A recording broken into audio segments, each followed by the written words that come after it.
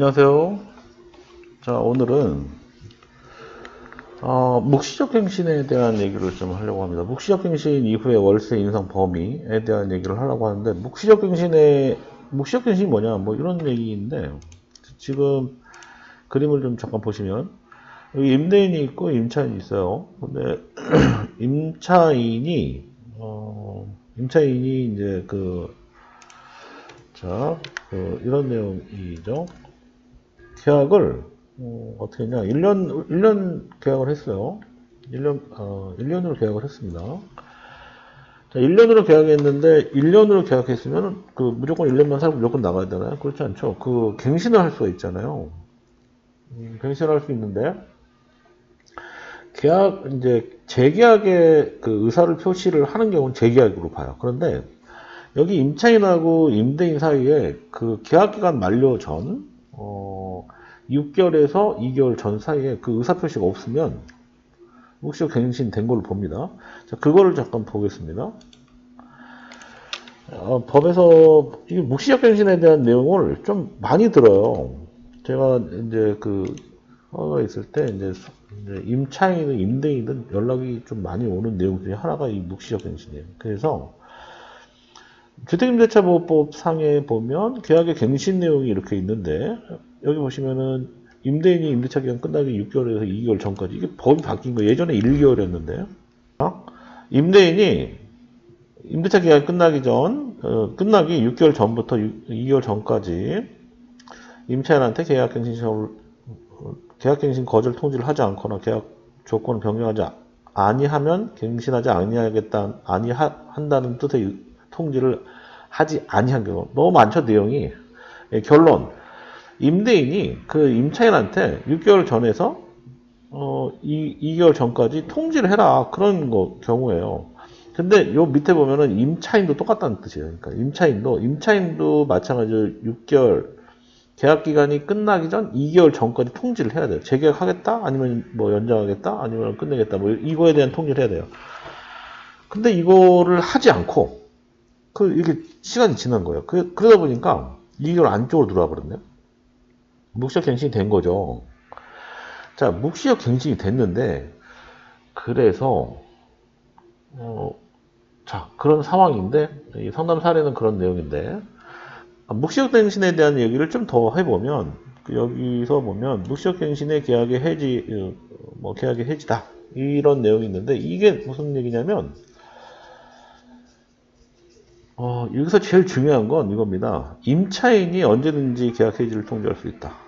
계약이 갱신된 경우, 묵시적으로 갱신이 된 이후에는 임차인은 계약 해지 통보를 할 수 있대요. 자, 그런데 또 거기다가 임대인이 통지를 받은 날로부터 3개월 있다가 효력이 발생한다.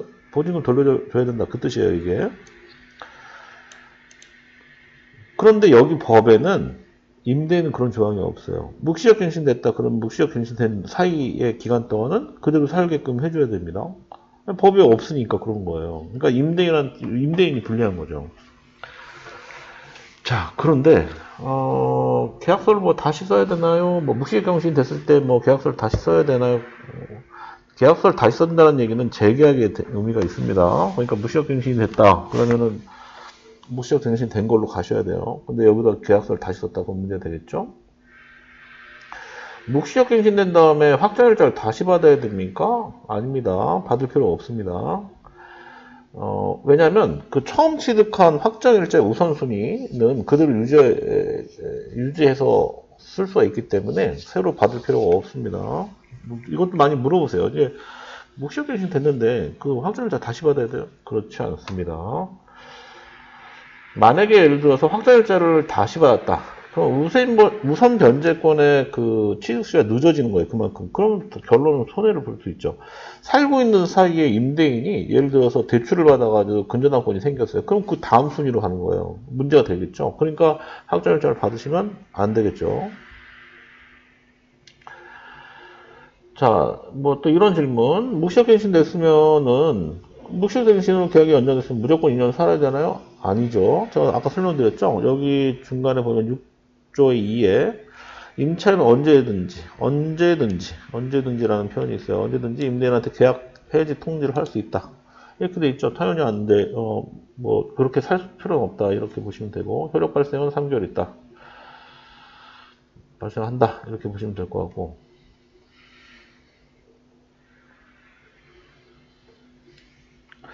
자, 이런 내용이 있어요. 이게 묵시적 갱신에 대한 그 얘기가 좀 워낙 많다 보니까 집주인이 묵시적 갱신 기간 중에 이사갈 것을 요구했대요. 그 임차인은 어떻게 되나요? 이사갈 필요 없죠. 왜냐하면 갱신이 된 거니까.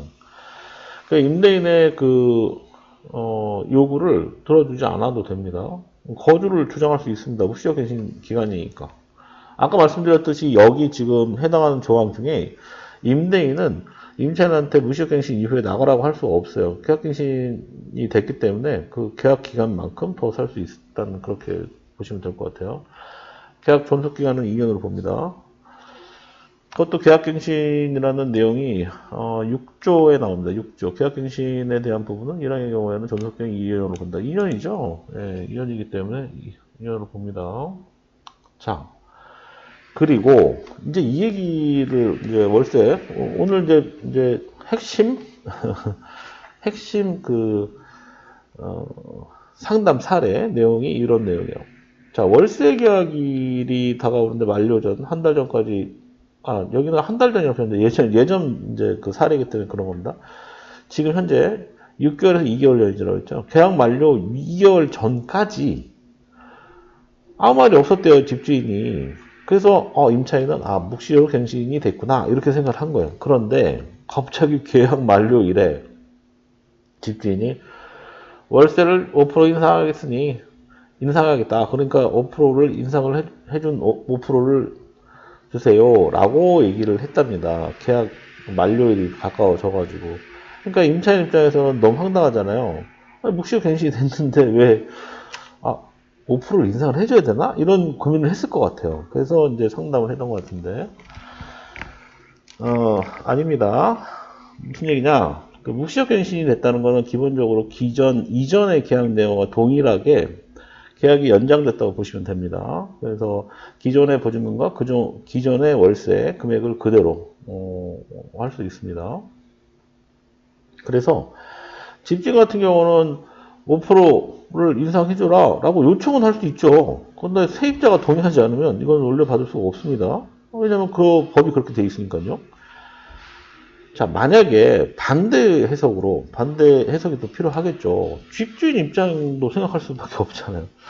5%를 인상을 해야 되는데 인상을 하고 싶어요. 그러면 계약 만료 당일날 임차인한테 전달해가지고 그날 5% 이날부터는 5% 인상해 주세요 라고 전달하면 될까요? 안 됩니다. 그래서 5%를 인상할 수 있는 거는 뭔가요? 계약갱신 요구를 할 때 차임 증감 이제 청구권이라는 게 있어요. 차임 증감 청구권. 자, 차임 증감 청구권이라는 게 무엇이냐? 임대인이 차임을 요구할 수 있죠. 올려달라고 요구할 수 있는데 그게 법으로 정해져 있다는 거죠. 당사자 간에 자, 그러니까 약정한 차임이나 보증금 임차주택에 대해서 이거에 대해서 어떤 변동 이런 청구할 수 있다. 증감을 청구할 수 있다. 이렇게 보시면 되는데 그런데 이 증액 청구라는 건 임대차 계약 또는 약정한 차임이나 보증금 증액이 있은 후 1년 이내는 하지 못한다. 한 번 올리면 1년 이내는 못한다. 이런 뜻입니다. 그것도 1항에 따른 증액 청구는 약정한 차임이나 보증금의 20분의 1. 이거 5%입니다, 이게. 5%를 초과하지 못한다. 다만, 쭉 있는데, 이 조례에 따라서 조금 이거 수정해서 할 수도 있다. 이런 내용이에요. 보통 통상적으로 그냥 5% 정도 보시면 될 거예요. 20분의 1을 초과하지 못한다고 되어 있으니까. 자, 임대인은 그러면 월세를 지금 이제 임차인한테 올려받아야 되는 상황이 생겼단 말이에요. 그럴 때는 어떻게 해야 되느냐. 둘 중에 하나입니다. 계약기간 만료 6개월에서 2개월 전까지 계약 해지 의사를 통지하거나 그러니까 보내거나 재계약 의사를 만약에 한다. 그러면 재계약을 하고 싶다. 그러면 5% 인상을 하겠다라는 얘기를 반드시 하셔야 됩니다. 그러니까 얘기를 하거나 전화송으로 하거나 무슨 메시지를 보내거나 뭐 내용증을 보내거나 뭐 여러 가지 어떤 형태가 있었겠죠. 이제 반드시 임차인한테 그 뜻이 분명히 전달이 돼야 돼요. 전달이 돼야 되는 게 중요하다 이렇게 보시면 될 것 같고, 그렇게 되면은 임차인 입장에서는 내가 나가야 되나? 이제 그때 이제 생각을 하겠죠. 아니면은 5% 인상해서 그냥 살아야겠다라고 할 수도 있는 거고. 둘 중에 하나를 선택할 겁니다. 이 임차인 입장에서도. 자, 중요한 건, 자, 결론, 중요한 거는, 임대인 입장에서는, 계약기간 만료 전, 2개월 전까지는 반드시 통지를 해야 된다. 이거는 주택임대차보호법에 대한 내용을 말씀을 드리는 겁니다. 자, 오늘은 여기까지 하고요. 추가로 또 궁금하신 사항이 있으면은 댓글 남겨주시고, 구독과 좋아요 눌러주세요. 고맙습니다.